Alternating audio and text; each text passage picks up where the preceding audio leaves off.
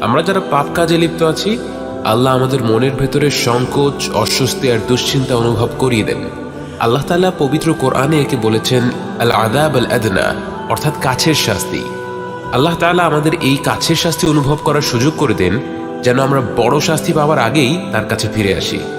কারণ কি? শুনুন। وَلَنُذِيقَنَّهُم مِّنَ الْعَذَابِ الْأَدْنَى دُونَ الْعَذَابِ الْأَكْبَرِ لَعَلَّهُمْ يَرْجِعُونَ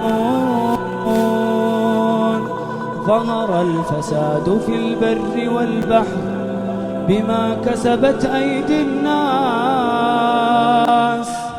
لِيُذِيقَهُم بَعْضَ الَّذِي عَمِلُوا لَعَلَّهُمْ يَرْجِعُونَ। যে তওবা করে তার প্রথম পুরস্কার হচ্ছে জান্নাহ। এটাই কি যথেষ্ট না? কিন্তু শুধু তাই নয়, সে আখিরাতের আগে এই দুনিয়ার জীবনেও সুখে শান্তিতে থাকবে। من عمل صالحا من ذكر أو أنثى وهو مؤمن فلنحيينه حياة طيبة وأن استغفروا ربكم ثم توبوا إليه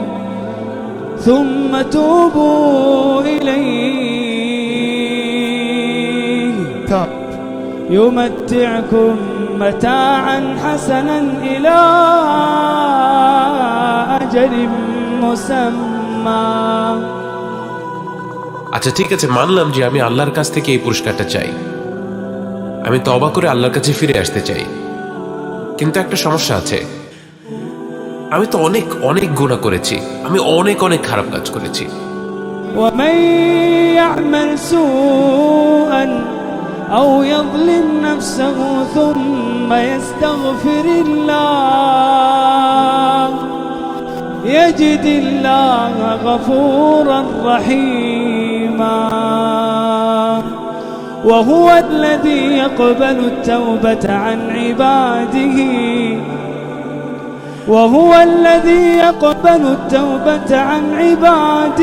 ويعفو عن السيئات। শেখ, আমি এই যে এখন আপনার সাথে আছি, আমি কিন্তু এখনো এশার নামাজটাও পড়িনি।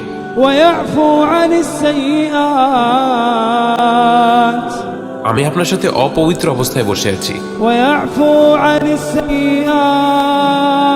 আমার পকেটে গাঁজা পর্যন্ত আছে। ويعفو عن السيئات। জিনা। ويعفو عن السيئات ويعلم ما تفعلون।